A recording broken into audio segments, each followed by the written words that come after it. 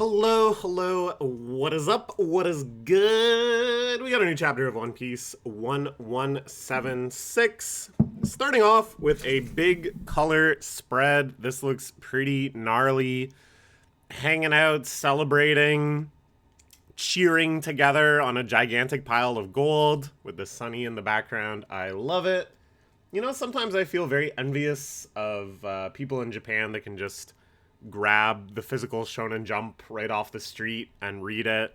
There's something so liberating about that. The ready, cheap availability of it week after week after week. But I gotta say, there's no way they're seeing stuff like this in as high quality with such vivid colors. The digital first approach here is actually kind of a godsend. So I gotta also be thankful that we have Viz providing the simulpub. For all of my misgivings around Viz, the simulpub of Weekly Shonen Jump has been brilliant. Okay, we are getting back into what appears to be the big climax of Elbaf, or at least this phase of the Elbaf arc. Some mysteries still remain, of course, but we are at least heading into some of the more substantial battles. Sommers is already probably down for the count. Luffy walloped him good with the Dawn rifle, but we still have two more Holy Knights running around causing trouble. It seems like Loki is taking care of the Sleeptids, but we still also have the Reversed Giants hit with the Dami Reversi, Droggy and Broggy and Dory that need to be somehow uncursed, I would imagine, which I still think has something to do with the Othello stones getting flipped back over via Luffy's abilities. So let's see what happens. Okay, this chapter is called simply With Pride. Okay. So, I forgot Lilith was here. She hasn't done much this arc. Chillin', laying low. It's not like Vegapunk is, you know, super powerful in battle to begin with, so it's not like she has much to contribute. Actually, I'm gonna blow my nose 1 second. But yeah. Now we see Lilith is setting up the ODC Omni Drain Converters. It's everywhere around us. That's energy. Have you ever run off of more potent fuel than cola? Okay, interesting, interesting.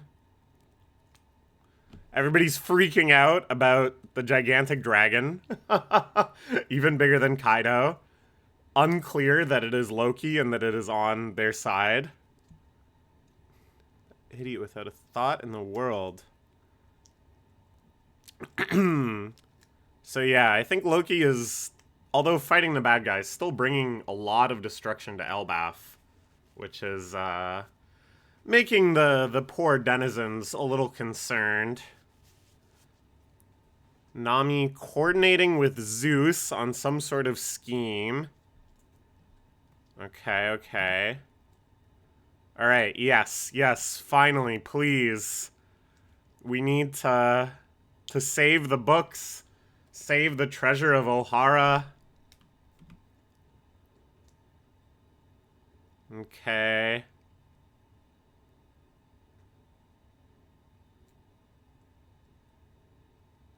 They make good progress here. I like this action shot of the rain falling down. It's kind of a nice triptych contrast of the first panel at the top is so intense. We just see it from the underside, the barrage of rain. And then we see this kind of comical one of Zeus in his fury pouring down the rain as fast as he can. And then this last panel of him just kind of like bemused, a little shocked. Ooh. A Lindworm Sleeptid takes a huge bite of Zeus. Is that one of the 3 demons? Okay. They activate ODC. They collect all the energy from the heat and leave everything frozen. Very interesting, very interesting. You know, Vegapunk's technology, of course, still basically in the realm of magic. I like Killingham getting so distressed. Killingham, you know, the first time we saw him, he was so goofy looking, and I really did think he just looked like that he was just like an odd species. But he instead has the Kirin Devil Fruit, and I thought he looked a little too badass in his human form for how kind of like bumbling and strange he was before. But I like this, that he's caught off foot here. We're in the clear. The school and library fires are out. All natural disasters over a maelstrom of energy. Oh, Super Vega Cola. It's like orbits. There's a bottle of lightning in every bottle. Your innards are immaculately designed, just as advanced as the pacifistas. Stunned to learn you only use cola to power yourself. You see, Frankie, fuel is passion. Use this stuff and your raw power will explode. Holy cow, okay. That's very interesting indeed. It is kind of interesting that Frankie never switched fuel source off of cola. I guess he just was so caught up in the meme of it all.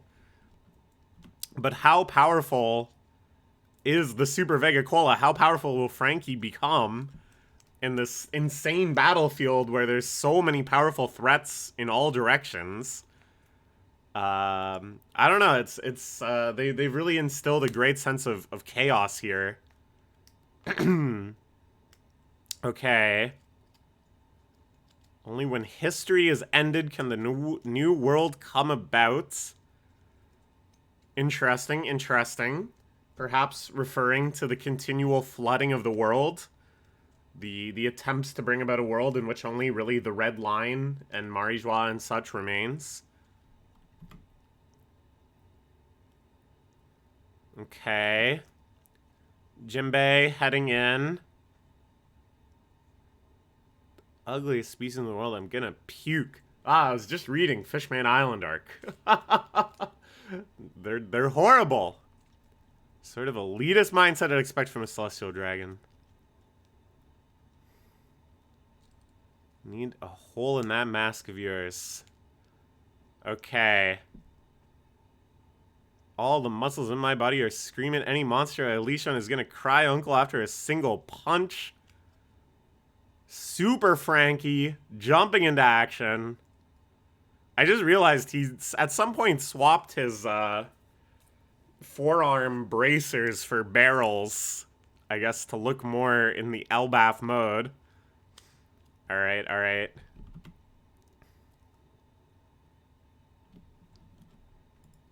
Huge spread here. Ripping the Sleeped Head to shreds. Zeus flies out. Very good, very good. Awesome, awesome, awesome page. And Killingham completely annihilated by Sanji's kick. You love to see it. Okay, but this is kind of the scariest part. Not just because, you know, they're absurdly strong, the demonified giants, but because they don't really want to just beat them either. They don't want to manage to harm their chieftains. They want to turn them back, right? They want to de-evilify them. This horde of demonic giants. The warriors of the Western Village, Jarl, Stanson, Hadrudin, and Zoro are here. I know these men. It's hard enough just to bring myself to attack familiar faces. Exactly, exactly. And they're so huge. They're so powerful now.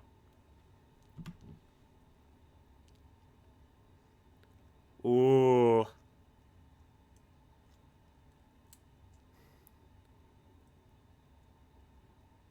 Oh my gosh.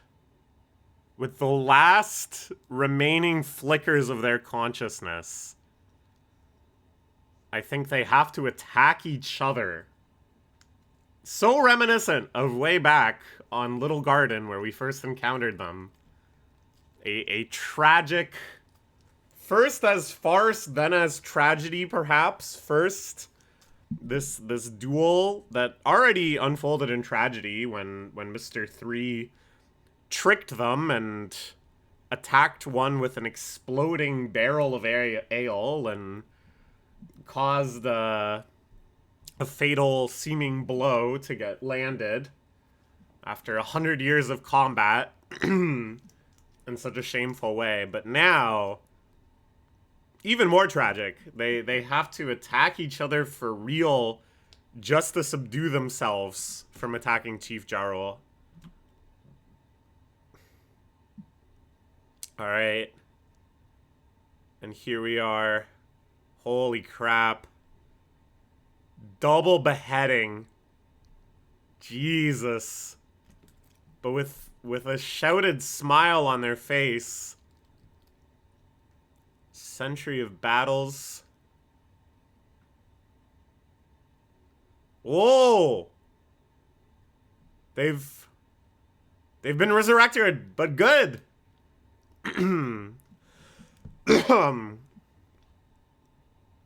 We see the reversey happen. They're back on the good side of the Othello piece. Okay, crazy, crazy. What an insane shot of both their heads flying off. But grinning. Even Zoro is freaking out. Their heads are on. Okay. So beheading? Is beheading the way to flip? To flip back? I don't know. I still expect that Nika, you know, that Luffy embodying Nika will be able to do something.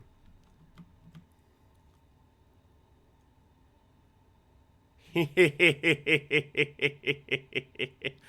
they die, they stop being demons.